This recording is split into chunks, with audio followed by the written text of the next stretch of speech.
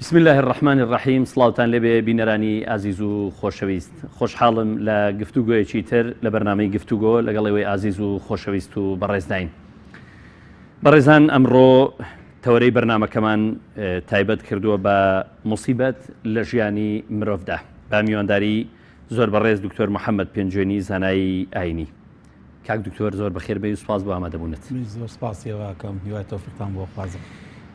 کاک دکتۆر دەمانەوێت لەو شوێنەوە دەست پێ بکەین. ئێمە کۆمەڵێک چەمچی قورئانیمان هەیە کە لە قورئانداوە لە فەرمودەکانی پێغەمبەردا لە دەقەکاندا باس کراون. یەکێ لەو دەقان لەو چەمکانە کە باسی کراوە چەمچی موسیبەتە. دەشێ ئێمە بۆ زمانی کوردی یان بۆ هەر زمانێکی تر ئەمە تەرجەمەکەین، ینی وەری بژێڕین، دەتوانین مانە و واتایەکی تەواوی پێ ببەخشین. ینی دەکرێت وا بکەین بڵێن ئەمەیە واتای موسیبەت. بە ناوی خوای بەخشندە و میهرەبان، درود و سڵاو و سەیگانی گیانی پاکی پێشەوامان ڕەسوول الله صلی الله عليه وسلم، یاران و شوێن کەوتوان و زانایان تا ڕۆژی دواییم. سەرەتا دەستخۆشی زۆرم هەیە بۆ ئێوە بۆ کارمەندانی کەناڵی پەیام. لە ڕاستیدا چەمکە قورئانیەکان ئەگەر بین لە هەریەکان لە هەر بوارێکی ژیانی ئینسانە لێکۆڵینەوەیان لێکەین، قسەیان لەسەر بکەین، پێم وایە واتەکانیان هێندە فراوانن، هێندە گەورن، هێندە قوڵن لە ژیانە، ناتوانین نە لە بەرنمەیەکە نە لە دێڕێکە تەواوی ئەو واتایانە بدەین بۆ دەستەواژانەیە بۆ زاراوە قورئانیانە.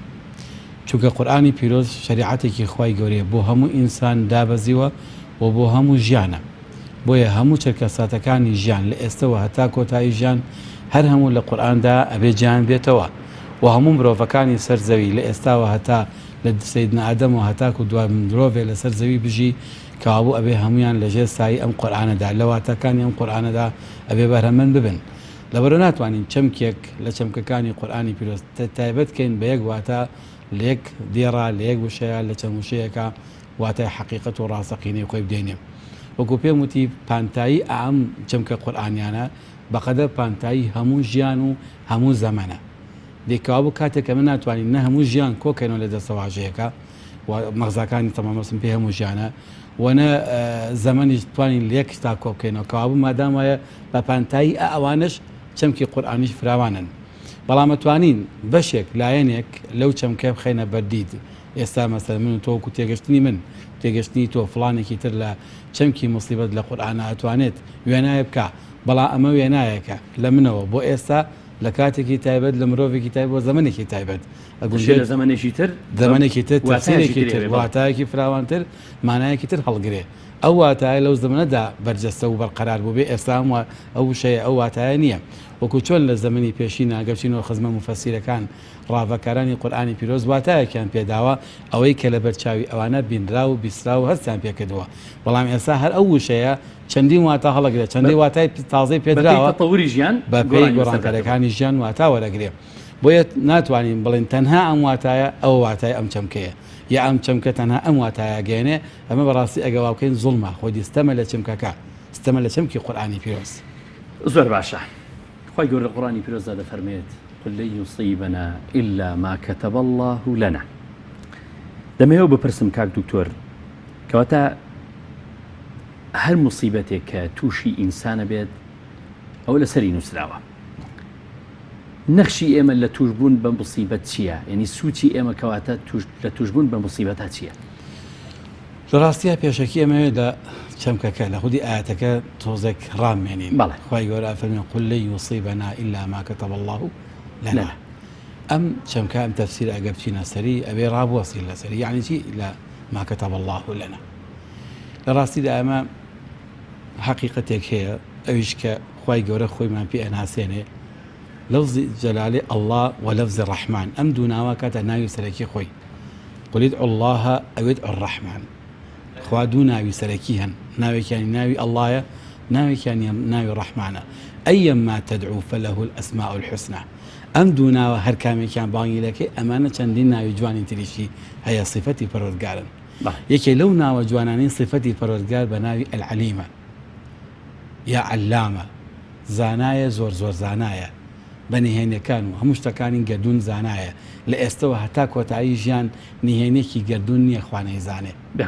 کەوابوو لە چوارچەوی ئەم علمی خوای گەورەدا لە چوارچەوی ئەم علمی خوای گەورەدا ئەزانێ ڕابردوو چی ڕوویداوە ئێستا چی ڕۆدا داهاتوو چی ڕوەدا کەوابوو کاتێککە خوا فەرمی ما کەتەبە الله لەنا ئەمەیە کتابەتەکە لە زانستی خوای پەروەردگارە ئەم شتانە هەموو دیارن ڕوونن بەڵام لە زانستی من و مرۆڤایەنە ئێمە جاهیلین پێی نایزانین ئێمە تا ڕوونەداشتەکە نایزانین نحن نحكم بالظاهر خوای پەروەردگار هەموو شتەکانی لەلا ڕوونە بۆیە صفەتی عەلیمی و صفەتی عەلامی خوای گەورە پێمانەڵێ پەروەردگاری ئێوە لە هەموو نهێنیەکانتان ئاشکرایە ئەمەیە ما کەتەبە الله لەنا نەک بۆ معنایەکی تر کە بڵێن لەسەرمان پێویست کرابێ پەڕست کرابێ ئەبێ ئێمە وامان لێبێ نا ئەوە معلومەیەکی خواییە ئەم کەتەبە لە کتابەتی علمی خوای گەورەیان نووسراوە نەک مانا فڕیضە عەلەینا ئەبێ ئەو شتە ڕوونگە چووکە بۆی تاکو ئێمە تەواوی بە تەواوی واتە مرۆڤ لەسەر زەویدا ئازادە بە تەواوی واتە ئەو ئاەتەمە پێشدوایی پێمانە فەرمەکە ئەگەر هەر شتێکتان دوو پێش هات توشتان بوو چکۆشەی موسیبەت لە قورئانی پیرۆزە چەند واتای هەڵەگرێ وەکوت نتوانین واتایە چەند واتایەکی لەوانە شدەتون توصیب الئینسان هەچ ناڕەحەتێکی تنگانەیەک سەختیەک تووشی ئینسانە پێڵەن موسیبە بۆیە زانکان کاتێککە پێناسی موسیبەکە یەک واتای نادانێ جۆرجانی ماواتایەکی داوەتێ فەرمی هەر شتێک کە تووشی ئینسان یەکڕەه الئینسان ئەو یەسوء الئینسان شتێکە کەوا ئینسان ناڕەحەتەکە کەلمەوتی وەنەحویه وەکو مردن و ئەو شتانە لەلای مەسەلەن مەناوی معنایەکی تردا کە فەرمایە یەسوء الئینسان هەر شتێک کە ئینسان خراپکە یا بۆ ئینسان ناشرین بیا خراپی یا ژیان لەنکە ئەوە بەڕاستی پێڵە موسیبە ئەمانە کە تووشی ئینسانن قورئان تاکیدی کردوون یاساوێکی بۆ داناوین ئەوانە هەمیان فەبیما کەسەبەت ئەیدیکم یا بما قدمت ئەیدیکم دوو ئەسبابی سەرەکی هەن بوونەتە هۆکاری ڕوودانی موسیبەتەکان یەکێکیان بیما کەسەبەتە ئەوەیە کە خۆتان لە دنیادا ڕەنجتان کێشاوە هەڵ دەرەنجامی کردارەکانی خۆتانە دەرەنجامی کەسابەت و ئیژی خۆت کە ئەیکەیت دەرەنجامەکەی ئەمەیە کە توش دەبێ تو ئەگەر ئەسباب خراپ بەکاربێنی ئەی هۆکار کە بەکار خراپ بەکاربهێنا دەرەنجام نەتیجەشەر خراپ دەرەچێتەوە کەوابوو ئەمانەی کە توشتان دێن مەیخین بەسەر خوایە کە بڵێ ئەمە فەرزێکە لەسەر نا ئەمانە لە علمی خوایە معروفن بەڵام ئەسبابەکان لەلای منم هۆکارەکان جێبەجێەکەم بما قدمت ئەیدیکم بما کەسبت ئەیدیکم دوو مصەلح لە قورئانە کاتە ئەسبابی هۆکاری توشبوونی موسیبەکان بۆیە ئەم دوو ئەسبابە پێمانەڵێ کەوابوو هەموو توش هاتێکە تووشی من دێ ئللا خودی خۆم بەشێکم لە دەدروستبوونی ئەم کارە ساتە ئللا ئەوانە نەبێت کە گردردونی چونکە موسیبەتەکان لە قورئانە سێ جۆرن بەشێکیان شتی گردردونی وەکو ڕوودانی مەسەن کارەساتی گردردونی ئەمە دەستی منیتیانە لافاوێک هەڵەسێ نێزیکی بەلەزێ دوو شەبێ ئەمان دەستی منیتیانین ئەمانیان بەشێکیان بۆ تاقیکردنەوەن بەشێکی امتحانە بۆ ئینسانە بەشێکی ڕەدعە بەشێکی کوڵین چۆنە لەنگەرگرتنە بە ئینسان حتا قسەیەکەی لەسەرەوە لە سەردەمی ئیمامی عومەر ڕەزای خوای لێبێ بوومە لەرزەیەک دێ ئیمامی عومەر بە خەڵکە دەڵێ ئەگەر جارێکی تر ئەم حاڵەتە لە ئێوە دووبارە بێتەوە ئیشی کۆمەڵێک تاوانەکەیەوە کردوتانە واقعاً ئەمە بەشێکی تری هەیە خودی خۆی کە تووشی خۆم دێ ئەمان خۆمم کە خاصە بە مرۆڤێکەوە بە تاکێکەوە چونکە قورئانە فەرمێ سێ جۆر موسیبەتن موسیبەتێکی عامێکە گەردونیە موسیبەتێکی عام بەڵام تووشی کۆمەڵی خەڵک دێ موسیبەتێکی تاک بەس تووشی تاکێک دێ ئەمە تاکەکان فەرمیما کەسبەت ئەیدیکومە ئەوەی عامەکەشیان بەشە منی شیعەتیایە هەموو بەشێ دەستی کۆمەڵێکی شیعەتیە جا قسەکەم لێرە ئەوە بوو ئەمە لێرەوەی قورئان فەرمی بما كتب الله علينا بۆی تێنەگەین وا خوا نەخواست بڵێن لەسەرمان فەرز کراوە لە گەردوونە ئێمە هیچ ئازادیەکمان نییە کەوا بوو موسیبەتم توش هاتووە بێ ئیلا تووشم بێ نا من خۆم ئازادم بەڵام لە عیلمی خوای گەورەیە ئەمانە هەمیان دیارن بەهۆی چیە من تووشم دێ چی یەکەم چی ناکەم ئەسباب چۆن بەکارن دەرەنجامەکەی چییە بێ ئەمە لای عیلمی خوا هەیە ئەمە ویستم ڕابوەستین لەسەرەوە شتێکی پرسیارەکە جەناب دوای وازان لەبیر و چوو دوایەوە بەڵێ مەبەستمەوە بوو ینی کەواتە وەڵامت دایەوە ویشەوە بوو کە ئێمە تاوانمان چی ئەگەر خوا لەسەریمان نووسیوێ بەڵام ئەوە بەڵێ جا قسەکەم لێرە ئەوە شتێکی تر بڵێم لێرە ئەوە بڵم کە قورئانی پیرۆز سەرنجمان ڕاکێشێ بۆ یەک مەسەلەی زۆر گرنگ ئەویش لمن صبر وغفر إن ذلك لمن عزم الأمور ئەم ئاەتە ئەگەر وەکو یاساکی قورئانی سەرنجی بین کۆمەڵە ماتای جوانتیا یەکێ لەوانە واتە سەورەکرێت کە هەچی موسیبەتێ تووشی ئینسان دێن ئەم موسیبەتانە دابەشە بن بەسەر چەند شێوازێکە بەشێکیان لەنگەرگرتنە بە ئینسان وەکو چۆن تەشبیهی بکەین بە ڕۆشتنی مەسەلەن تڕۆمبیلێکەوە یا مەسەلەن قیتارێکەوە ئەگەر ئەو شەمە نەفەری کە ئەڕوا ئەگەر بەدەست سایەقەکەوانێ لەنگەرگرتنێک نەبێ ستۆپێک نەبێ ئەوانەی کە تایەتی لە ناویە چۆن بەخواستی خوان ئەوەسن دابەزن لە کوێویستان دابەزن جوانە پێویستی بە لەنگەرگەرێک هەیە لەنگری بگرێ بەڵێ مصیبەت لە ژیانی ئینسانە بەشێکی بریتێ لەوەی کە تۆ ژیان بەڕێیەکی ئەڕۆی ساڵە 2 ساڵ 3 ساڵ لە خۆشی لە زەتێکای لەنگەرێکت پێگرێت لا کەرەوانت ئێرا پێویستە تۆ زەڕابوەستی هەناسەیەک بی هێندە مەخۆ هێندە وامەکە هێندەوام چووکە پێویستی بەوەیە کە زانی ئەمەلوانە هەندە هەڵی تیاابێت تا ئێستا کردوتە خەلەکان ئیسرافت کردووە شکرانی نیعمەتن نەبووە لە بیر چووەوان ئارام لەسەر نەگرتووە هەمیان یارمەتی خەڵکن نەداوە بڵێ بەڵێ چووکە بۆیە فەرمێن لە من سەبەرەوە غەفەر وەی وشەی سەبەرەوە غەفەر پێکە کۆوە کاتەوە کاتێککە تۆ لەنگەرەگرت ئەبێت چای بخشێنیتەوە بۆ خۆتە زانی ئەوانەی کە لە پێشا تا ئێستا هێناوتن چەنی باشە و چەنەی ناباشە بۆی ئەساسی ئەم موسیبەتە بەڵام قاعدە ئەساسیەکەی بۆ پێگەهانە ڕابستانی ئینسان لە ژیاندا کە بێ وێزگەی هەبێ نابێ ژیان بەردەوام بکو شەمە نەفرێکی بەردەوام بڕوە شەمە نەفرێ بەردەوام بڕوە هەرە بێ ڕۆژێ بوەستێ هەرە بێ وێزگەیەکی وەستانی ئیسلاحەتی هەبێ دەی مرۆڤی بەڕاستی لە ژیانە ئاوا هەیە وێ کاتێک کە تۆ شەو ڕۆژێ لە ژیانت تێپەڕەبێ لەوانەیە ساڵە لە ژیانمان تێپەڕەبێ لەوانێ 6 مانگ تێپەڕکەی زۆر بەخۆشی هیچی توش نەهات بێ بەڵام دوای 6 مانگە تووشی مصیبەتێکەبی ئامان لەنگەرێکە هیوان لە مصیبەتەکان بچووکچووکن گەورە نین زۆر گەورە نین زۆر باشە هەریەکان بۆ کۆمەڵێک معنا و کۆمەڵی واتە زۆر باشە بە پێی قسەکانی بەڕێزێت مصیبەت بۆ سنتەرکردنەوەی ژیانە سنتەرکردنەوەی کردداری مرۆڤ باشە کاک دکتۆر دەشێوە دەکرێت مصیبەت تەنها شتە ناخۆشەکان بن بەڵا بن ناکرێ شتە خۆشەکانیش بۆ نمونە ماڵ و سەروەت و دارایی بۆ نمونە تەندروستی و سیحەتێکی خۆش بۆ نمونە بوونی منداڵ و منداڵێکی زۆر ناشێ ئەمانە دیسان ئەمانش مصیبەت من بەڵام بەبارە باشەکەیدا یعنی مصیبەت تەنها خراپەیە خۆی لە ڕاستیدا وشەکە وشەی چەمکی مصیبەت لە قورئانە کە بەکاری هێنێ خی گەورە هەموو ئەواتانی پێدا کەواتە ناخۆشەکان و معنی خراپەکان و شتە قورسەکانە چونکە فەرمی ئیذا ئەصابەتکم ئیذا ئەصابە ئەمانە هەمیان وشەی سەب وشەی صەوب و سەیاب و سیب و ئەمانە دەمانە کەوتە خوالشتی ڕقە بەسەر شوێنەکە بیدا لە کەسێکە دەبەرە خۆی وشەی مصیبەت هەڵگری ئەو واتایەیە ئەوانەیان کە چ ماڵە پێدا کە نیعمەت پێدا فەرمی ئیذا ئەنعەمنا عەلە الإنسان وأعرض بجانبها باسی ئینعامە ئەوەیە کە مناڵی پێدا فەرمی خۆی باسی کردووە ئینەما ئەموالکم وأولادکم فتنە ئەوان ئەولاد و ئەموال پێکە کۆ کاتوانێ نایکاتە معنای مصیبەکە معنیکاتە فیتنە ئەکەدا شوێی ئیبتیلا و تاقیکردنەوە بەڵام ئەوەی کە پێوترێ مصیبەت تایبەتیە ئەوە ئیلا ئازارێکی دەرونی جەستەیی جارێوە ڕۆحیشی لەگەڵایە چونکە هەموو مصیبەتێک کە تووشی ئینسان دێ بۆیە ناوی مصیبەتە زۆر گرانی لەسەر ئینسان دروست و ئازارێکی داوی بەڕقی لی داوی بە گرانی لی داوی سەخت بەرت کەوتووە چوشەکە خۆی معنەکە ئەواگەینە ئەسابە بێ سەو بێ صابه المطر یعنی چی یعنی بارانەکە بە خێرایی دابەزیت تەق ئەیدا بە ئەرزەکە دەنگی هات بەواڵێن صابه المطر مەسەن تەرزەیە کابێت تەقەیدی پێڵن ئەوە بەفر کوڵێن تەرزە ئەبارێ دەنگی دیارە وشەی مصیبەت ئەوەیە بەڵام بە معنایەکی تری ئیصلاحی هەیە جگە لەوە لە هەندێک ئەتوانین خۆمان نایە بنین مصیبەتە وەڵام مصیبەتێک معنایەکی چیتیایە معنای تاقیکردنەوەی تایە ئەوەش بۆ معنا دێ کاتێکە بڵێن کە لە معنەکانی مصیبەت تاقیکردنەوەیە لە تاقیکردنەوەکەشا لەم اختیارکردنەکەیە لەو سەنگاندنەکەیە ئەگونجێ منداڵیش هەر بۆ معنای مصیبەت بێ ئەگونجێ ماڵیش هەر بۆ معنای مصیبەت بێ بەڵام مەفهومە قورئانیەکە مەفهوم قورئانەکە تایبەتێکە بۆ شتانێک کە زیاتر سەختی تایە و گرانی تایە و زیاتر ئازار لە دڵی دەرونی ئینسانەدا تیشکێکە خستە سەرەوەی کە مصیبەت پەیوەندی بە تاوانەوە هەیە کەسێک لە کوردەواریە باوە کەسێک تووشی بەڵایەک دەبێت تووشی ناڕەحەتیەک دەبێت تووشی مصیبەتێک دەبێت دەڵێن ئەو تۆ کاکە تاوانت کردووە ئاگادارنی ئەو تاوانە ئەو تاوانە ئەو تاوانە وات کرد یعنی دەکرێت تاوان مصیبەت بۆ ئینسان بێنێ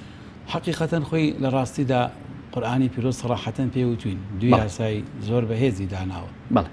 یەکیا کە فەرمی هیچ مصیبەتێک تووشی ئێوە نابێ إلا چین فبما كسبت أيديكم يعني خۆتانن هۆکار بما كسبت أيديكم ئەمانە هۆکاری ئەو مصیبەتانە کەسبی دەستی خۆتانن کەوابوو بە دەستی خۆمانن ئێمە شتەڕ ئەڵخەڵقینی حاڵاتێک ئەڵخۆڵقین تووشی کارەسا دەبین پەروەردگار نظامێکی گەردوونی داناوە لەم گەردوونەدا ئەم یاسایانە بەشێکیان توی تیا اختیار کردووە بە ئارەزوی خۆت هۆکارەکانە بە دەستابی خەرەگەڕ پێشی وتویت ئەمە ئاواهی ئەگەر وا بڕوا دەرەنجامی ئاواهیە ئەگەر ئەمی شەش وارۆ دەرەنجامەکەی ئاواهیە ئەگەر من و تۆ هاتین دوو هۆکار یا هۆکارێکمان بەخراپ بەکارهێنا ئەگەر سارد و گەرمی کارەباباندا لێک حتمما شۆرتەکە لە شۆرتیش حتمما گرتن و سووتان دروستە بێ بما كسبت أيديكم أويا ئەوە قسەی خۆم منطقی خۆمە بەکار وام خراپ کرد نابێت لەمە خەڵ بە تاوان بگرم خەتابار بێ خەتاکە لە خۆمە چووکە بۆ تاوانبارم بۆ مصیبەت ئەبێتە هۆکاری کەفارەت بۆ ئینسان بۆ مصیبەت لە ڕاستیدا ئەبێتە هۆکاری سڕینەوە بۆ تاوان بۆ مصیبەت لە ڕاستیدا بێتە ڕاستکردنەوەی مرۆڤ چووکە لە ڕاستیدا هەڵەیەکی منە بۆم ڕاستەکاتەوە وەکو ئەو شۆتی کارەباوەیە کە دروستە بێ کە دروست بوو شۆتەکە ئەزانم وارەکان غڵەت داوە لە یەکتر ئالێدا کاتێککەوتم وێزگە و ڕاوەستانە کە مصیبەت دروست بوو یعنی تۆ بزانە ئەلم زەمانەیە وەغەفەرە چایە بە خوتا بخشێنەرەوانە زانە هێندە لاریدان بۆیە ئەمە دروست ڕاستیان کەرەوە ڕاستێکەوە تاکو تووشی ئەم کارە ساتە نەبی حتمما شۆتە دروست بوو چووکە وارەکە غڵەت داناوە چووکە جەناب ئەسبابێکی غڵە بەکارهێنا حتمما بوو ئەوەیە قورئانی پیرۆز صراحەتەن یا فەرمی ما قەدەمەت ئەیدیکم ئێوە پێش دەستی خۆتان خستانە پێشتان ئەمانتان خراپ داناون ئەگەر ئەمەیە کارەساتی خوڵقان دەوانە ڕاستکەنەوانێ ئەوانی کە ئیشەکان بە دەستی خۆتان کردان چاکیان کەنەوە با دەرەنجام ئیشەکەدان بە باشی بڕوە وەکو ڕێگە پاکردنەوەتانی بۆ کاری خۆمان ئەگەر ئێمە تڕۆمبیلەکەمان بە جادەیەکی حتمما چاڵ و تاسەدارا بەرین زۆر بڕ ناکەین تاکەیە ئاتەقەیە خۆشوێنێکی ئەشکێ بەزەگە جادەیەکی ڕێک و پێک و جوان و قیرمان هەبێ چەندە هەزار کیلۆمەتریش بڕۆیت مشکلۆ کێشە نابێ ژیانی ئینسانی بەڕاستی وهایە بڵێن دەڵێن لەنگیتیە نشێویتیە نەخۆشیتیە خۆشیتیە بەڵام یەکشتە دەرەدا گرنگە بیزانین خوای گەورە کە ئێمە دروست کردو بە تەواوی معنە ئازادی کردون لە دنیادا بە تەواوی معنە بە تەواوی واتاش ئەسبابی ئازادیشی پێتاوین بە تەواوی واتا خوای گەورە منطق و عەقڵێکیشی پێداوین کە بتوانین لە ژیان تێبگەین ئالێرەوە ئێتە ئەم جار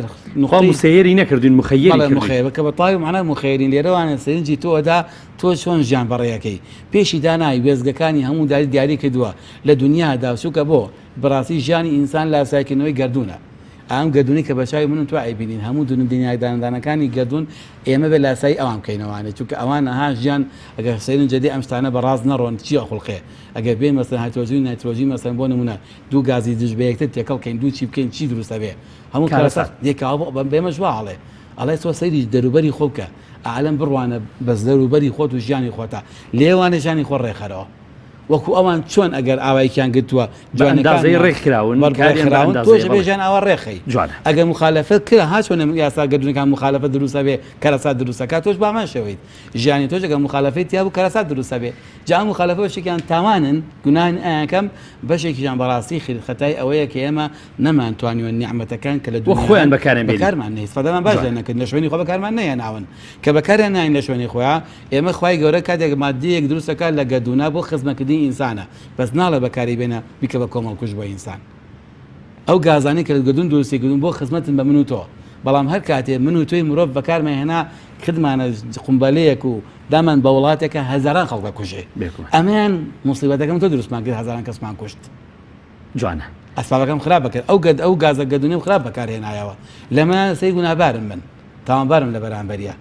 بەمان هەر چەند کەسێک لە هەر سانیەکە تووشی ئەو خراپ و کارەساتە بێت دەرەنجامی ئەم شتەی منەوە من لە بەش لە گوناهەکە تاوانبارم بەڵام لەوی تریان هەندێک موسیبەت هەیە کە تووشم هاتن من ئەوەی کە تووشی هاتەوە ئینسانە کوژراوەکە ئەجری دەسەکەوێ بەڵام منی بەکارهێنەر سزام دەسەکەوێ لە هەندێک موسیبەت هەیە بە پێچەوانەوە تووشی من ئەمن بۆ پاکردنەوەی منە غەڵەتەکەم کردووە بەڵام زەرەرم تەنها لە شخصی خۆم داوە زەرەرم لە دەروبەری خۆم نەدا ئەو موسیبەتە بۆ ئەوەیە کە منی موسڵمان لێدا ڕابگرێ ڕایەکی تر ئەو خەلەرەش امتیانە بێ وی بەهەشت دوور چوونە باشتە مسوەگەر بێ هەموو دنیامان بۆ ئەوەیە بەڕاستی چینە بەهەشتەوە مصیبەتەکانیش هەر هەمیان کلیلی چوونە بەهەشتی ئینسانەکانن ئەوە بزانم هەچی موسیبەت تووشی موسڵمان بێ ئللا دەرگایەکی بەهەشت شوێنێکی پلەیەکی بەهەشت بەرز دەکاتەوە ڕێگەی بەهەشت دەداتێت بۆ مسوەگەرەکە بەڵێ کاک دکتۆر مامۆستا سەعید نوورسی ڕەحمەتی خوای لێبێ داهێنەری چەمچی زلەی میهرەبانیە دەشێ مصیبەت زلەی میهرەبانی بێ بۆ ئینسان دەشێ غەزەب و تەنها غەزەب و ناڕەحەتەکە بوو بۆ ئینسان بەڵام نەتیجەکەی بەرەکەت و ڕەحمەتە بۆ ئینسان کە ئینسان پێی دەگەڕێتەوە لە کاری خراپ لە خوڕەوشتی خراپ ئێستا لێرە ئاماژەکەم بە قسەیە کرد چونکە وتم ئەمە خوای گەورە ئەوێت ئێرادەی خێری بە ئێمە هەیە بەڕاستی خێری بە مرۆڤ هەیە بەڵێ کاتێک کە ڕیسالە وحی ئاسمانی بۆ نردووە حتمما خواستێکی خێری بە هەموو ئینسان هەیە بە موسڵمان و کافریەوە بە هەمومان ڕێ ئێوێ من ئێوە بخەمە ژێر بکۆڵێن چۆن ئەڵێ ئێوە لەگەڵ کردوونە هاوتەری بکەم و ئێوە لە ژیانێکی دنیای بەختیاریا بژین لە قیامەتشا بەختیار بن. ئاخر بەختیاری سەعادەت کێشتێک کە هەمومان هەوڵی بۆ دێن، هەموو ئینسانیش حەزی لەیەکە، بەڵام ڕێگەی ئەم سەعادەتە لەکوێیە؟ ڕێگەی ئەم سەعادەتە هێندێک پێی وایە بە کافربوون دروست دەستێکەوێ، بەوەی کە بڕۆین بێت مخالەفەی یاسا خوای بکەین. هێندێک ئێمەش لە ڕێگەی خواناسین دەستمانەکەوێ و حتمما لە ڕێگەی خواناسینەوە سەعادەت مسۆگەرە. لە ڕێگەی مەسەڵەن لەوانەیە بێدینیکردن هێندێکی لە سەعادەت مسۆگەر بێ، وەڵام هێندێکی تری مسۆگەر نییە، ئەگونجێت دنیای مسۆگەر بەس قیامەتی مسۆگەر نییە، بەس لە ڕێگەی دینەوانێ سەعادەتی دنیاش و قیامەت مسۆگەرە بۆ ئینسان. ئەم سەعادەتە لە لای من کە ئەمەیە بەردەوام بێ بەرقەرار بێ، بۆ بەرقەراربوونی ئەم سەعادەت پێویستی بە زلەی میهرەبانیەکان هەیە. چونکە هەموو بزلەیەکی میهرەبانی بەختیارکردنەکە گەڕانە وەسە بەختیاریەکەم، بۆی پەڵە من بەختیارم لە دینەکەم کە ئەڵێ بەختیاری دروستەکە بۆ دنیاش و بۆ قیامەت، بۆی ئەم بەختیارم لە کیز نەچێ بەر، چونکە سەعادەت و فەرحە فەرقی چییە؟ فەرقی نێوان سەعادەت و فەریح چییە؟ فەریح کاتیە، فەرحە کاتیە، بەس سەعادەت بەردەوامە. وەکو چی واتانێ جەناب ێسەکانە ئەدەوێت چی مەسەڵەن بۆ شارێک بۆ وڵاتێک شارە زانیت، بەڵام ڕێگەکە پیشانە دەڵێن ئام ڕێگە بگرە، ئەو شاخە ئەبینی ئەو دی ئەو شاخە ئەو شارەیە. تۆ ئەم ڕێگەکە بەر چونکە شوێنەکە دیارە بەختیاری بە لە ڕێگەشا تووسی برسێتیە بیت گورگ ڕاوتەنێ، بەڵام هەر ناڕەحەت نیت چونکە بۆ ئەزانی هەرەگەیت تازەرێت تێ ناچە ڕێگەکە. بەس کەسە دۆ ڕێگە بڕوە نەزانێت شوێنەکەی کوێ، هەر ئەڕات و نازانێت شوێنەکەی کوێیە، وەرە بەردەوام لە خەفەتە ئاژی دەژێت تووشی ناڕەحەتیش بێ، گورگ ڕاوینێ وانە برسی ببێ کەوتە چاڵەوانێ یانی بشکێ، خەفە لەسەر خەفەت بارە بێ بۆی. بەڵام ئەمەیان کە ئەزانێت شوێنەکەی کوێیە لێشی یەقینە، ئەمانەی هەم بەلاو ئاسانە زۆر، چونکە لە دەرەنجامە گەیشتن هەر ئەم سۆگەرە. مسلمان ئاوا هەیە لە دنیادا، مسلمان لە دنیا ڕۆژێک کە ئیمانە هێنین تا قیامەت ئێمە دیارە بۆ کوێ ڕۆین. ئەوە ئەم ڕێگە چەندە دوورە، چەندە نشەویتایە، چەندە ئازارە چەژین، چەندە ڕامەحەلێن، ئەمانە هەمیان بەلامانەوە ئاسانە. والكل هين ئەو شعرەکە هین وتی ڕابیای عەدەوی ئەڵێ هەچیم تووشە بەیە، بەڵام تۆ منە ناڕاجی هەموو شتەکان بەسیتن، چونکە ئێمە ئامان جەزاین لەکوێن. ئەوە سەعادەتە قورآن ئیسلام شریعەتی خواوێ ئەم بۆ ئینسان دروستکە کە کاتی هەتووە من ئەبێ ئاوا بژیم لە دنیادا. بۆیە هەموو جۆرە مصیبەتێ بۆ ئینسان قووەتدانێکە بۆ بەردەقرارکردنی سەعادەت. ڕۆحم بەهێزەکە بۆی لە دنیادا مقاومە بکەم، بەڵێ لە دنیادا مقاومەی هەموو ئەرکان ناڕەحەتیەکانەکەم بۆ چووکە لە بەرەوەی بەهەشبوونی مسواک، بۆی مرۆڤ لاواز نەبێت ڕیفرێش بێتەوە بەهێز بێتەوە زەرداتەوە بەرخۆی. ئەمە دەبەر ئەوە ئەم مصیبەتە کە تووشی من دێ بۆ مسلمانوتم بۆ مسلمان بەشێکی ڕەحمەتە، ئەبێتە بەهێزکردنی ڕۆح. إن ذلك لمن عزم الأمور، کەسێ بتوانێت لە بەردەمی مصیبەتەکان سەبر بگرێ ئەوە عزمی ئومورە، یعنی لێکێکە لە ئەرکە گەورەکان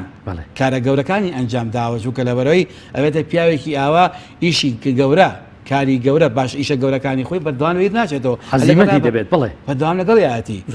کۆی ئەو کارەی خۆی بەلاوە هەر زۆر گرنگە وقت ناپسێ لە بەردەمیە. بەس ئەگەر هات و خوا نەخواست ئینسانێکی لاواز بیت کەسێبی ئابم بەختیارە دنیا نەژی، چونکە زانیی و کەسێکە لە ڕێگەی دینداریە تووشی هەڵدێت دێهاز و پەشیمانە بێت وازە هێنێ یا جاری وهەیە تووشی مەویزبوونێکی تەواو دێ مصیبەتێکی توژێڵە خوای ئەمە چییە بۆ ئیتر من هەروە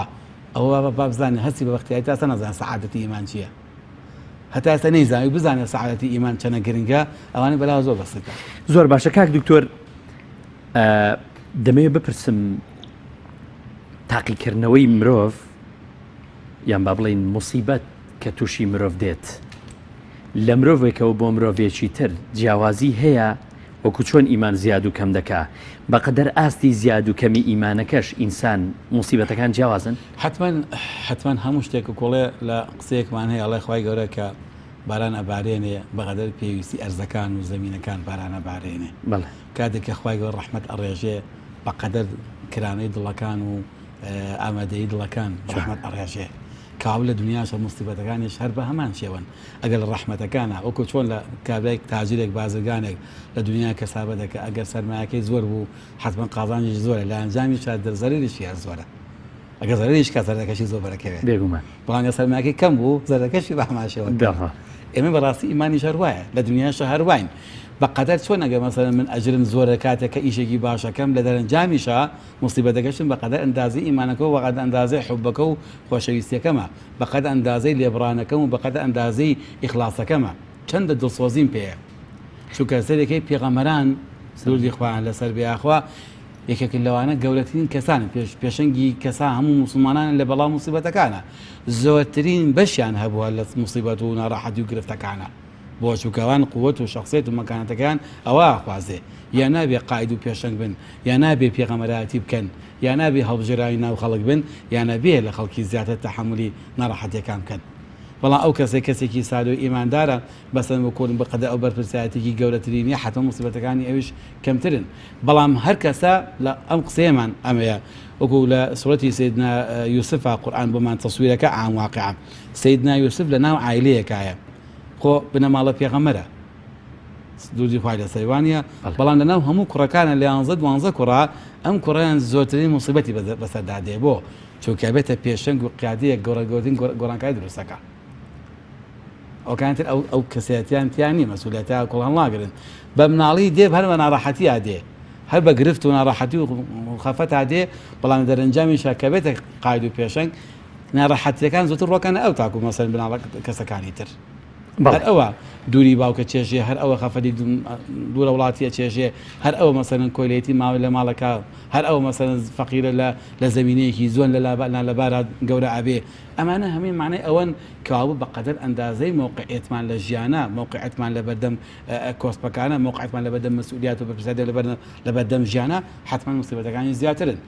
بە شێوازێکی تر بەڵێم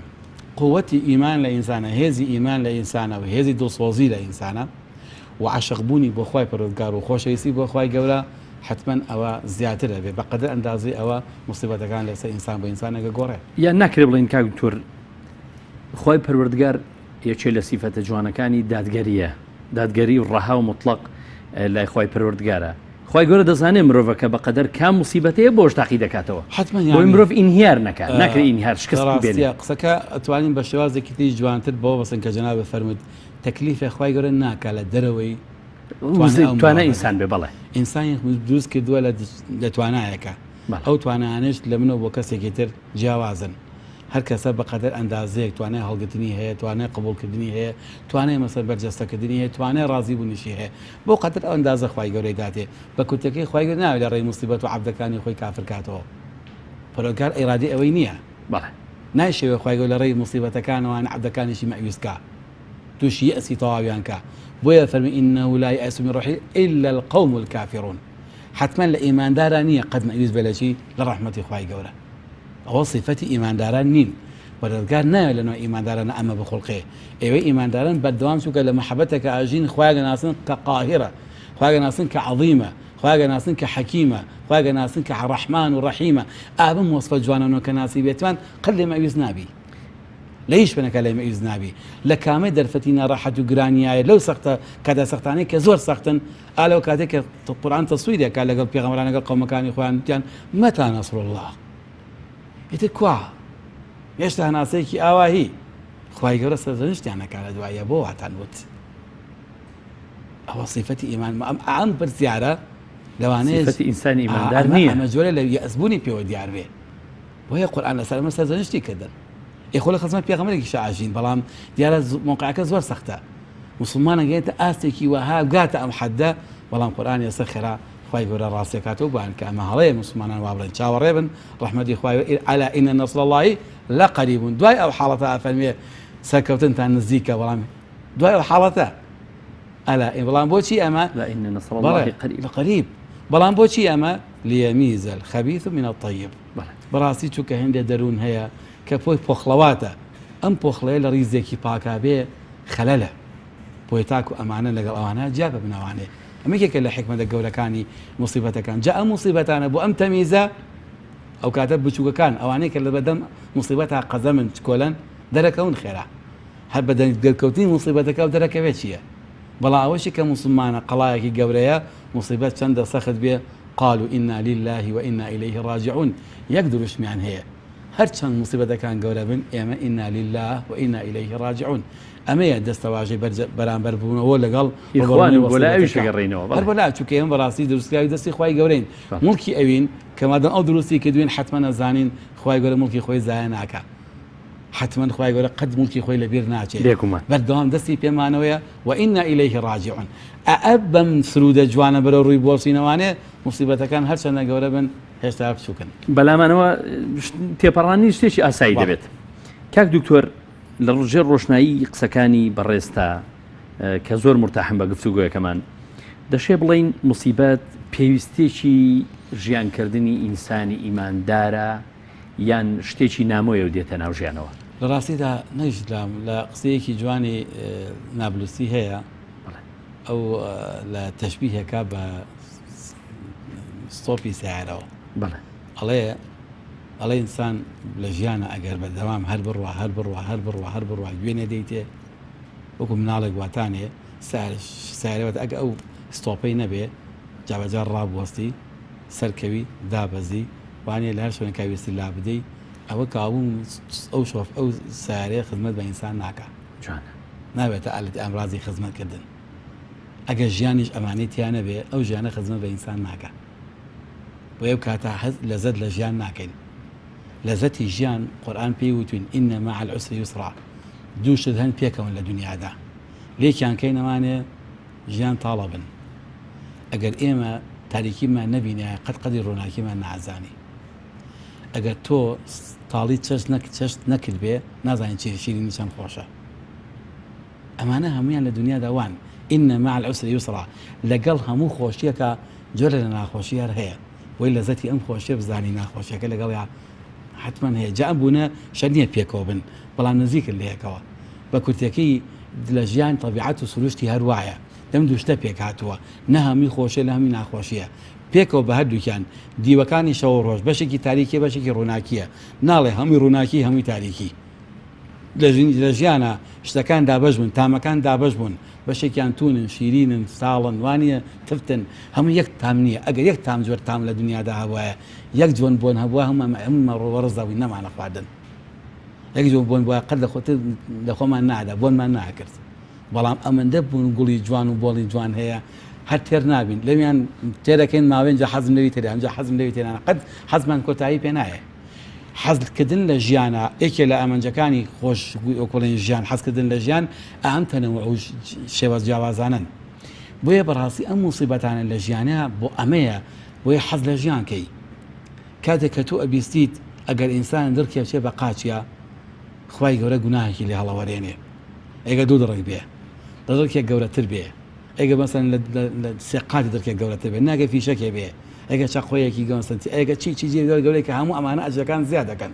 کاتێک کە من بزانم خوای گەورە پێم بفەرمێ هیچ لە ژیانی موسڵمانە هیچ جۆرە لەنگیەکی توش نابێ تووشی هیچ خەفەتێ نابێت ئیلا خۆی کەفایەتی گوناهەکانی تاوانی پێ هەڵەوەرێ پلی پێ بەرزەبێتەوە. من ئەم معنایانە بزانم خۆم حەز ناکەم جابەجار تڕکێ بچێ بە قاچما خۆم حەز ناکەم جابەجار تووشی خەفەت ببم. بۆ هێندە لە عابیدەکان ئەیانگوت ئەگەر ساڵەکەم بەڕێکردایە بەخۆشی و هیچ خەفەتێ نەخۆشێکم توش نەبووایە بە خۆم ئاچوومە بەخوا من عەبدێکی ساڵح نیم ئەی باشە بۆ خۆ بەسەری نەکردومەتەوە. وشێکێ لە قسێکێ لە کوردەواریدا دەڵێن وایە دەڵێ من ماوەیەکی زۆرە هەر نەخۆش نەبوون دەڵێن تۆ خوا خۆشی ناوی خوا خۆشی ناوی. بەڕاستی ساڵحان و عابیدان کاتی خۆیان تەسەوریان ئەگەر ئێمە خوا خۆشی بویستنایە حتمما لە ساڵتدا دوو جار بەسەریەکردینەوانێ تاقیێکم زانم ئایا من ڕاست دەکەم وەکو چی واتانە وەکو قوتابی واتانە لە قوتابخانەیە کە ئەخوێنێ بەردەوام دەرسە خوێن ئەگەر مامۆستا لێنە پرسێتەوە متابعینەکەی مامۆستەکەی هەمانی کردووە چۆنە بەڵام کە متابعی کرد و امتحانی کرد و لێ پرسیوانە چەند سەختگیری لەگەڵاکانە خزمەتە بۆ هەرچەندە مامۆستەکە قوتابیە سەختگیر بێ زەرەر نییە بۆ قوتابیەکە خزمەتە بە قوتابیە چەند قوتابی خۆی بەسەر دێزانێ بەزەواقع خزمەتە دوایی ئەزایان دەرەنجامی ئەم لێ پرسینەوەیە کامەڵبوونی علم و عەقڵ و معریفە و ڕۆشنبیریە ئەو کاتبێت کەسێکی زانە بەڵام قوتابیە بە ئیمالی گەورە ببێ خۆشی گەورە بەر بە ئیمالە علمەکەشی ئیمالە. بەڕاستی لە ژیانە پەروەردگار ئاوا ئێمە گەوراکە ئێمە تەشبیه نەبێ خوای گەورە ئێمە بۆ قوتابیەک لەم دنیادا لەم ژیاندا دایناوین بەردەوام بە موسیبەتەکان لێمان پرسێتەوە زین دەرەجەی ئەم ژیانە ئەم ئیمانە ئێمە ئەم سەلیقەمان ئەم نتیجان بەدینەمان تا چەندە دەرەجەکەی پلەکەی تا چەندەیە من لەم پلەی مەسەن 20 ساڵی ما چەنە هێنم ئەی لە 30 ساڵێ چەنە هێنم خۆ قاعدەیەکیشی داناوە هەبێ ڕۆژ بە ڕۆژی پیربوونی من بەرەوخوا نزیک ببمەوە جوانە کەوابوو کاتێکە نزیگەمەوە لە خوای گەورە پلەی ئیمانیش و پلەی سەلیقەش و پلەی دینداریش من زیادی کرد بێ هەر موسیبەتە لە هەر قۆناغەکە دەرەجەیەک بۆ پلێ بە من دانێت چەندەم لەم ئیمانەی خۆمان تا ڕاستەکە ڕاستم کردو و دیارە لە دنیادا عەبدێکی صادق و صالح بووم. ئەوە نییە مەسەن لە ژیان خوای گەورە من بۆ شێوازە بچکە ئیماندار بەڕاستی پابند دەبێ دنیا قورآن بەشی کردووە ئەوەی کە بێدینە و تێزان بە دین ناکە ئەوە خۆی دنیا ئازاد و دنیا قیامەتی بۆ دانا وڵام موسڵمان کاتە بازن دینداریەوانێ چوونە بەهەش هەروانیە حفت بالمەکارێ دەوروبەری ئەم بەهەشتا بەڕاستی بە مەکارێک گیراوە وەکو وایە کارە مەسەلەن چۆن ئێستا یاریێک جۆرە یاری هەیە کە ئەیکەن تا ئەگاتەوە نقطەی کۆتایی لەم ڕێگەدا دنیا چشتیان دانا و هەم ببڕێ کە هەموو ئەوانەی بڕی جا دیارەکە وەرەگرێ هەمووشی ناڕەحەتیە ترساندنە ئاگرە وانە بەناو ئاگرە باشەدا بەسەر چاڵا باشەدا بەناو لە سوود لە تیمسا بەسەر تیمسا حەبێت پێناکە قاچێش وانە نەهر ئەوەی کە جۆرە یادێکی ئێستا مەسەن کۆمەڵێک ئاستەنگیان داناوە تا کاتە نەتیجەکە هەمووی ناڕەحەتین ئاگرە بێ بتیا پەڕێتەوانەیە تیمسا هێندانا بەسەر تیمساحەکان ڕاکە و تیمسا قوتی نەدا چاڵنەکە دەناو چاڵەکەەوە ئاو چیەکە بمانە پڕدەجاکەتە بەهەشتا ئەو شوێنەکە کە نقطەی ئەخیرە دنیایشیانی ئینسانیش ئاوا هەیە مەکاریهن دە ئەم موسیبەتانە مەکاریهەکانن تووشی ئینسان دێ لیان پەڕیمانێ چونە بەهەشت مەسۆگەرە زۆر باشە کاک دکتۆر دەمێ ئەوە بپرسم سەبر مصیبەت لەگەڵ سەبر دەشێ بڵێن ئەم دوو دوانە لازم و مەلزومی یەکترین یعنی ئێمانە بەبێ یەکتر نابن بەڵێ خۆی لە ڕاستیدا مصیبەتەکان یان ناڕەحەتەکان کە تووشی ئینسان دێن ئەو بڵێن مصیبەت ناوەنی ناڕەحەتی خەفەت دژواری هەر کامێکی ناوەنەی کە لە ژیانی ئینسان دێ ئێچێکی چۆن بەرامبەری ڕۆ ئەوەسینەوانێ ئەمە مصیبەتێکە تووشی من هاتووە خەفەتە تووشی من هاتووە ئەی باشە مووقیفی من لە بەرامبەریا چییە یا بڵێن بە شێوازێکتم ئامرازەکان چین کە لە شریعەت و قورئانەکەی خوا دەبۆ من دیاری کراوە بەرە ڕووی مصیبەتەکە بمەوانێ ئامرازەکان دیاری کردوەیەکیان ئینا لله و ئینا ئیلەیهی ڕاجعون بە زبانم ئەمە ئەڵێم لە ڕووی زبان مەوانێ زبانم قسە کوفر ناکە بێزایی دەرنابڕێ ناڕەحەت نابێ خۆی مۆن ناکە گرژ نابم ئینا لله و ئینا ڕاجعون لە ڕووی زبانەوە لە ڕووی جەستە و مەواقعی تریشمانێ سەبر هەرچەند سەخت بم سەبر بۆ چونکە سەبر بەواتە قورئانیەکەی بریتێ لەوەی کە دەست بە شتێکەوە گرم ئەو شتە مەسەلەن زۆر هەین بێت یعنی ئەگە سەختیش بێ ناڕەحەتیش بۆ بۆم دەست لەبەر نادەم بۆ چونکە ئەزانم ئەگە دەستم بەردا با ئەم با یا کەومە ناو چاڵێکی خسەخەتترەوە بۆ یەکان لە تەترسی دوامەوە ئەمەشم هەرچەندە ناخۆشە قبوڵی ئەەکەم تا ڕزگارم ئەبێ ئەوەندە تعبیرێکە وشەی سەبەرە ساد و بێ و ڕێ پێکەوانێ ئەگە چینەوە معناکانی بەمانە ئەوە یەکێتە لە معنەکانی زانایەتە معنایەکە ئەفەرمێ وشەی سەبر معنای چییە وشەی سەبر بەمانە پێنانە وەکوە پشکوێ لەژێر قاشتا بێ پێی پیانەی ئەزانی چ ئەسووتێنێ قرچێک سووتانە دێ بەڵام سەختترێک لەو هەیە ئەوی لەبیر بدویتەوە تعبیرێکی جوانە یعنی زۆر یعنی ئەزانی ئەمە ژێر پێت ئەسووتێ بەس ئەمە ئەو سەختترێتریان ئەمە لەبیرە باتەوە بۆیە ناڵی وای ئای تا تەواو بێ بەڵێ ئەمە معنای سەبرە کابوو سەبر بەڕاستی لەگەڵ شدەتی مصیبەتەکان هەیە ئەوە بۆ یەکا قورئان ناوی ناوە لەمەن سەبەرە وەغەفەر ئینە ذالکە لەمین عەزمی الئوموور ئینە ذالکە ئەفەرمێ کەسێ ئارام بگرێ و وەغەفەرە چاوپۆشی کا و چابخشێنێتوانێ و خۆی مەسە وەلادا لە خراپەکان بەڕاستی لە کارە گەورەکانی ئەنجام داوە عەزمی ئوموری کردووە ئیشێکی زۆر گەورەی ئەنجام داوە چونکە سەبر بەڕاستی میحنەتێک ڕووی تێکردوم سەختە ئەگەر ئیمان نەبوایە ئەگەر موقعێتی ئیمان نەبێ سەختە بتوانێت قبوڵی ئەو پشکوانە بکەم قاسم بسووتێنێ بەڵام ڕازی چونکە زۆر کەسمان هەیە کاک دکتۆر لە سەرنجامی ئەوەی بەڵاو موسیبەتێک ڕووی تێ کردووە نەیتوانێت سەبری لەسەر بگرێت تووشی انحرافە بێ ئینحراف دەبێت لە ڕووی دینە وڵادەدا تووشی ئینحرافی دەرونیە بێ لە ڕووی دەرونیەوە تووشی نەخۆشیە بێت تووشی دڵڕاوچێ دەبێت تووشی وەسوەسە و خەیاڵاتە بێت تووشی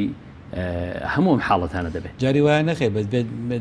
بە کوێچانەوەی لەواتی مەسەڵەن موقعەکە کە وشەکە ئینا لله و ئینا ئیلەیهی ڕاجعون بڵێ پێچەوانە کوفرەکە جاری وایە خوایە بۆی تر من بۆ نەم سزا دەی لەما بڵێ خوایە پەنا بخوا بڵێ تۆ کارەکە تەواو نییە دروست نییە ئیتر بەکۆڵ ئیتر بەس نییە بۆچی هەرمن والیەکەی جاری وای ئینسانی ئاواجا زۆر جار منەوت و ماوە ئینسانە خودی خۆی بۆیە کە ئەمانی بەسەرەوەی تاک و چاک ببێ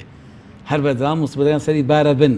پەروەردگار ئێوە چاکی کا ڕاستی کاتەوە بڵێ ئەم مادێتەوە خەلەلی تایە بخۆ تا بچۆرەوە جاربەجارێک بەڵام ئەم پیاوە هەر لەسەر ئەم حاڵەتە بەردەوامە بێ نەتیجەی نییە دەڕووکەرە ئەم لاتێ من جاری وا بکە کەسی وام دیوتمە دەتەوە ئەم جاری گێڕەوەری گێڕەوە لەباتی ئان قسە ناکەی بڵێ خوایە سپاس دەکەم چونکە صبر لقرآن حفتا بينجار هاتوا لمقابل شكر حفتا بينجار هاتوا وكويك يعني كاوغ توشي مصيبات هاتي ما لبو والله خوايا سباس دەکەم ئەرچی تۆ نییە بڵێ بۆ ئەرکی من سپاسکردنە خوايا سپاس دەکەم خوايا سپاسی تۆکەم لەسەر ئەو نعمەتێک کە پێدام کە ئەم توشکردنەی منە وەڵی مادام هی تۆیە پێ رازیم هەرچیەک هەیە دۆرە ئەمە بکە زانم موقعەکە ئەگۆڕیان ناگۆڕێ پاش ماوەیە زانم تجێ ئەمە چییە تۆ 2 ساڵە یا گونجێ 3 مانگوێ یا هەفتەیەکە 3 هەفتێ تۆ هەر ئەمانەڵی نەتیجە نییە وەری گەرە بەم دایترە ئەگۆنجێ ئەم لاتە نەتیجەکی باشە باتێ وەبیفعل نەتیجەش ئاەتێ دوای باشترین حاڵەت بۆ ڕوبەڕووبوونەوەی هەر شتێک لە حیاتی ئینساندا بەر لە هەموو شتێک لایانی معنەویاتی ئینسان هەر ئەوەی کە تۆ شکری خوات کرد لایانی معنەویت بەهێزە بێت هەر لەبەر ئەوەیە کە لە ڕاستیدا صبر و ئینا لله وئینا ئیلەیهی ڕاجعون وشی ئاموشەیە تەواو دروستکردنی حاڵەتی دەرونیە بۆ ئینسان کە قوتە لە بەردەمی ئەو ناڕەحەتیە کەوتە ئینا لله وئینا بەزە مەفهوم لێ تێبگەین بۆچی بێگومان بۆ ئەڵێ ئینا لله وئینا ئیلەیهی ڕاجعون يعني وەکو چی واتان تەشبیهێکن تەشبیه نەبێ يعني من بزانم لە خێزانێک باوکو دایکی خۆمە ناسم دەبینی ئەو دوانە لە دایک بووم ئێستا دوورە وڵاتم لەوان دوور کەوتومەتەوە بەس ئەزانم باندێک گرتویانم ئەم باندە ڕێک و پێک ئەم بن تەستنی دایک و باوک مەکەنەوە خەفەتی پێ خۆم بێگومان پێشم خۆشە يعني تەشبیه نەبێ ئەم موسیبەتانە ئاواهین ئێمە ئاباتەوە بۆ بەدەستی پەروەردگارمان کە خۆی دروستی کردوم دەبدا خۆم پێم ناخۆش نییە خۆشحاڵم تا بەداخەبێ خۆشحاڵ ببم چونکە زانم هەر ئەو منی هێناوەتە بوونەوە هەر ئەویش ئەم باتەوە بۆ لای خۆی بەڵام لە شوێنێک کە دامەنێ ئەو شوێنێک کە ئەفەرن ما لا عین ڕەئەت ولا أذن سمعت ولا خطر على قلب بشر والله ئەمە شوێنێکەوانە کە تا ئێستا نوێنەی نەدیوە کە ئەو جیهانە ئەلکترۆنیە دیجیتاڵیەیە کە هەر تەنها ئێستاکانە کە ئەڵێن موبایلێتەوە بە چاوەکرێتەوە ئێستا لێ هەر بە خەت ئەوەش نییە حرەکەتی ناوێت تەنها نیازم کرد حاضرە مشتێک حاضرە ئەسمە جیهانێکی ئاوا هیەوە کەی کوا خەفەتەکان لەم کاتەیە لە بەرامبەری ئەوە گەورن بۆیە مەفهومی ئەم ئاەتە گەورەیە ئینا لله وئینا ئیلەیهی ڕاجعون ڕۆح قەڵەو بەهێزکردنە لە بەرامبەری ئەو موسیبەتە ئەمجا دوایەوانێ سەبر ئەدبێتەکایەوە و دوایەوە شکرێتەکایەوە کاتی ئەم سرودە دەوت ڕۆحت بەهێز بوو سەبرەگری ئەم جاڵی سپاس دەکەم خوایەگیان بۆ ئەم نعمەتێک کە پێت داوم زۆر باشە کاکتۆر کاتێکی زۆرمان نەماوە کاتێکی کەممان ماوە دەمەوێت 1-2 پرسیاری تر بکەم لە بەڕێزت یان قسە لەسەر 2 بابەتی تر بکەین زۆر جار باسی ئافرەتێک هەیە عەقیمە پیاوێک هەیە عەقیمە خوای پەروەردگارانی مناڵیان نابێ خوا مناڵیان پێ نابەخشێ ئەمە شتێکی بەردەوامە لەگەڵ حیاتی ئینساندا لەگەڵ حیاتی ئەو مرە دکتۆرەکان پیان وتێت تۆ ئیترەوە مناڵتان نابێ ئەمەش هەر جۆرێک نییە لە موسیبەت بۆ ئینسان لە ڕاستیدا خۆی ئەبێ قورئانی پیرۆز لە ئاەتە گەدونەکانی خۆی بۆی دیاری کردوین ئەفەرمێ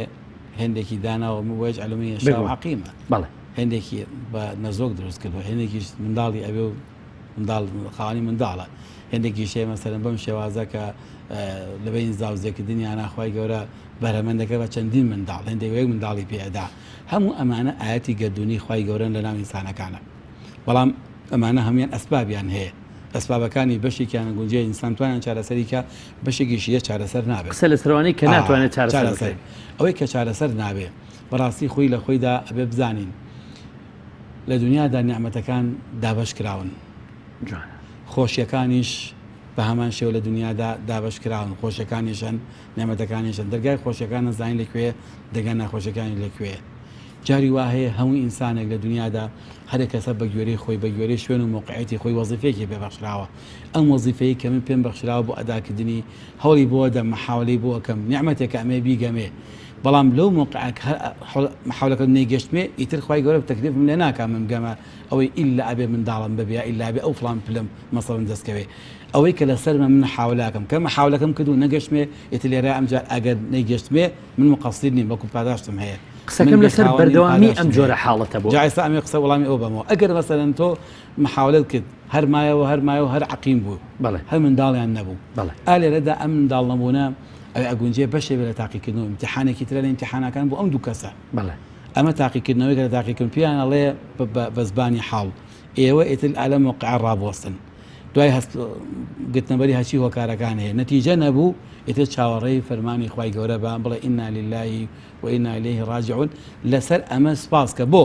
چونکە ئەم دیوان خێرە بۆ من و تۆ ئێستا ئەم حاڵەتە خێرە بۆ تۆ ئەو دیوێتری کە خۆت پێ دوایە خێر جاری وایە خێر نەبوو ئەگەر منداڵێکە بوو بۆ یاسەلەوان ئەم بەختیاری ئێستا هاتە نەبێ نمونەیەکی بچکۆلەی من لەلایە ینی دوو خێز دوو کەس ئابم شێوازە محاولی زۆریان کرد منداڵیان ببێ منداڵ نەبوو دواتر هاتن لە ڕێگەی بەڵگرتنی منداڵێکیان پیدا کرد بە خێویان کرد سبحان الله ئەو منداڵەکە بە خێوان گەورە بوو بۆ ژیانیان بوو بە نێقمەتێک بوو بە بەڵایەک دوایی ئەو پیاوە دوعاە کرد خوایە گیان لێم سەریتەوە خوایە بیمرێنی شەو ڕۆژ دوعاکە خوایە بیکوژی جا لەو کاتە من پێم گوتم دەبزانە کە خوا منداڵی نەدایتێ ئەوە حکمت نییە ئەوە خێر وکاوە ئەگەر ڕازی وی تابوو تا خوای ئینا لله وئینا ئیلەیه ڕاجعون بەم موقیفە ڕازی بەشی من ئەمە نەدامەتێ خێر لەوایە والله خۆی وتی ئەگە بم زانیایە ئەمە نەتیجەکەیە دێکم ڕۆژەوانێ ئەوەی کە پێ بڵم ناڵ لە ناخی خۆمە نەمەهێشت بەس پێم وابوو هەر ڕۆحم داوایە کرد ژنەکەشم داوایە کرد ناچار ئێمە هێنا بە خێومان کرد پارەمان تیا سەرف کرد ژیانماندایە ماڵماندایە ئێستا ژیانی لە هەراسان کردووی نایڵ ئیسلاحەت دەبی من و دایکە بۆ کۆڵی کە دایکە ئەنجگانە دوگان تەزویرێن حقیقینێن دیسان کاک دکتۆر ئەمەش بەبارەی تردا مصیبەت نییە مصیبەتێکەوەی سەبری لەسەر بگری بەڵام کەسە ئیدیکوم ئەمە خوان بەڵام خۆت هۆکار بووی ئەمە خۆیان هۆکارت ئەمە خوارێک کرد ئەمە خۆیان کردیان بەڵێ بێگومان ئەمە خۆی خوای فەرمووی نەیدا بە خۆیان چونکە خێر لەوەدا بوو ئەمان نەبێ جابۆیە کە ئەبێ ئەو خێزانانە بەڕاستی بزانن موقع لەرەدا مقابل لە بەرامبەر ئەم ڕووداوانەدا ئینا لله وئینا ئیلەیه ڕاجعون سرودی زبانیان بێ و هەروەها موقعیشان سەبرکردن بێ چونکە بەڕاستی ئەوەی بەشە لە تاقیکردن بەشە لە ئیبتیلایە ئەو خوا ناوی ناوم بە سونەتە گەردونیەکان کە ئیبتیلایان تایە بۆیە ئەگە منداڵی نەداینێ ئەگە موڵکی نەداینێ ئەگە دەوڵەمەند نەبووم بە تاجر معنای ئەوە نییە خوا منی هەڵنەبژاردۆ بە چاکم نازانێ بۆیە تاجر نیم چونکە باوکایەتیکردن لە دنیادا و دایکەتی بەرپرسیارەتیە مەسئولیەتە بێگومان دێ ئەم مەسئولیەتە لەوانێت بە هەموو کەس نەکرێ هەموو کەسش ناتوانێت ئەو حەقی خۆی باتێ وەکو چۆن هێندێک کەس پێشی دراوەنەی داوەتێت دوای کەرەسات دروست بووە بەڵام هێندێکمان کە پێمان نادرێ ئەوە خوای گەورە خۆشێوین نامان خاتە ئەو بوارەوە کە ئەرکێکە زیاد لە شانی خۆمانە گونجێ بەمان هەڵنەگیرێ کاک دکتۆر سوپاس دەکەین بەڕێزان لە بەرنامەی گفتوگۆ لەگەڵ ئێوەی ئازیز و خۆشەویست بووین باسی یان تەورەی بەرنامەکەمان موسیبەتی لە ژیانی مرۆڤدا بوو بە میوانداری زۆر بەڕێز دکتۆر محەممەد پێنجوێنی زانایانی کاک دکتۆر زۆر سپاس بۆ بەڕێزان سپاس دەکەین سەرکەوتوو بن ئینشاءالله بینەرانی ئازیز زۆر سپاس بۆ ئێوەش خوای گەورە ئاگاداری هەموو لایەک بێت خواتان لەگەڵ